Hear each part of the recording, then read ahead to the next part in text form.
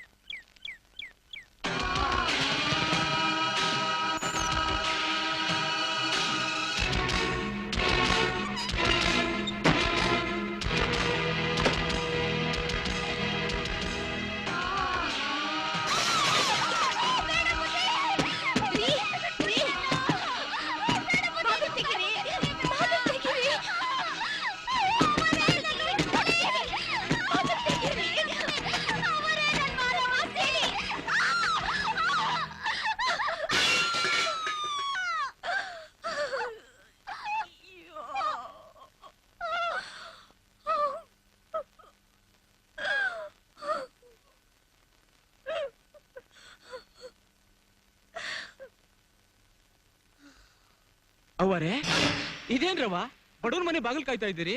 ಹೇಳಿ ಕಳ್ಸಿದ್ರು ನಾನೇ ಬರ್ತಾ ಇದ್ದಲ್ರವ. ನಮ್ ಲಕ್ಷ್ಮನು ಸರಿ ಆಗವಳೆ. ನಿಮ್ಮನ್ನ ಇಲ್ಲೇ ನಿಲ್ಸ್ಬಿಟ್ಟು ಬಾಗಿಲು ಹಾಕೊಂಡು ಇವಳು ಏನ್ ಮಾಡ್ತಾವಳೆ ಅಂತ. ಓ ಲಕ್ಷ್ಮ, ನೋಡಿ ಇಲ್ಲಿ ಯಾರು ಬಂದವ್ರೆ ಅಂತ. ಅವರೇ, ಯಜಮಾನ್ರು ಹೇಳಿದ್ರು ಆಚಾರ್ತಾವ ಹೋಗ್ಬಿಟ್ಟು ಒಡವೆನೆಲ್ಲ ತಕೊಂಡ್ಬಂದ್ಬಿಡಪ್ಪ ಅಂತ. ನಾನು ಲಕ್ಷ್ಮು ಪಾಯಸ ಮಾಡ್ತೀನಿ, ಹಾಲ್ ತತ್ತಾರಲ್ಲ ಅಂದಿದ್ಲು, ಅದಕ್ಕೆ ಹಾಲ್ ಕೊಟ್ಟಾಗವ ಅಂತ ಬಂದೆ ಕಣ್ರವ. ನಾನು ಇಲ್ಲಿ ಹೊಂಟೋಗ್ಬಿಡ್ತೀನಿ ಕಣ್ರವ. ಅವರೇ, ನಿಮ್ ಮಗನ್ ಮದ್ವೆಗೆ ಎಲ್ಲಾ ಕೆಲಸ ಮಾಡಿ ಮುಗಿಸ್ಬಿಟ್ಟಿವ್ನಿ. ಚಪ್ರಾಕ್ಸಿವ್ನಿ, ತಿನ್ನಿಸಿ.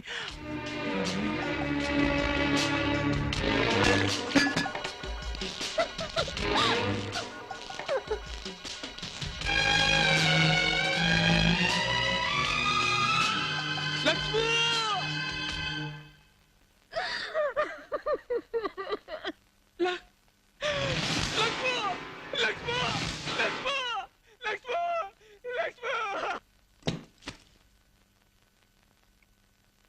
ಏನು? ಏನೂ ಇಲ್ಲ. ಇಟ್ ದಿನ ನಿಮ್ ತಾವ ನಿಯತ್ತಿಂದ ಕೆಲಸ ಮಾಡ್ಕೊಂಡಿದ್ದಕ್ಕೆ ನೀವು ನನಗೆ ಸರಿಯಾದ ಬಹುಮಾನ ಕೊಟ್ಬಿಟ್ರಿ. ಸರಿಯಾದ ಬಹುಮಾನ ಕೊಟ್ಬಿಟ್ರಿ. ನೀವು ಕೊಟ್ಟಿರೋ ಬಹುಮಾನ ಹೊತ್ಕೊಂಡು ಹೋಗಾಕೆ ನನಗೆ ಈ ಭುಜ ಸಾಲಕ್ಕಿಲ್ಲ. ಅದಕ್ಕೆ ನಾನು ಇವತ್ತೇ ಹೊಂಟೋಯ್ತೀನಿ.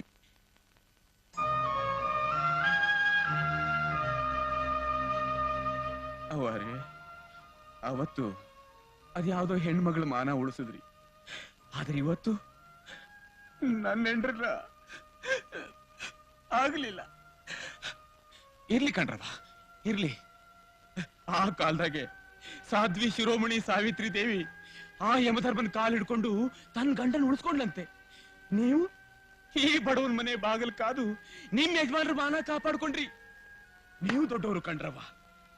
ನಿಮ್ ನೆಳ್ಳಾಗಿರೋ ಯೋಗ್ಯತೆನ ಈ ಕೊಡೆ ಹಿಡಿಯೋನು ಆ ತಲೆ ಹಿಡಿಯೋ ಕೆಲಸ ಮಾಡುವಾಗ್ಲೇ ಕಳ್ಕೊಂಬಿಟ್ಟ ಕಣ್ರವ. ನಾನ್ ಬತ್ತೀನಿ ಕಣ್ರವ. ಬತ್ತೀನಿ ಅಂದ್ರೆ ತಪ್ಪಾಯ್ತದೆ. ನಾನು ಹೋಯ್ತೀನಿ. ನನ್ ಜೀವನ ಸಾರ್ಥಕ ಆಗೋಯ್ತು ಕಣ್ರಿ. ನಿಮ್ಮಂಥವ್ರ 2ನೇ ಸಂಸಾರ ಆಗಿದ್ದಕ್ಕೆ ಸತಿ ಸಾವಿತ್ರಿ ಅನ್ನೋ ಬಿರುದು ಕೊಡಿಸ್ಬಿಟ್ರಿ. ಹೊಲಸು ಮಾಡಿದ್ದು ನೀವು, ಕೆಸರು ಮೆತ್ಕೊಂಡಿದ್ದು ನನ್ನ ಮುಖಕ್ಕೆ.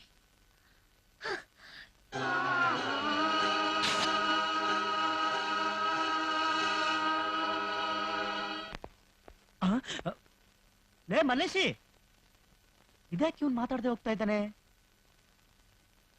ಯಾಕೋ ರಾಂಗ್ ಸೈಡಲ್ಲಿ ಹೋಗ್ತಾ ಇರಂಗಿದೆ.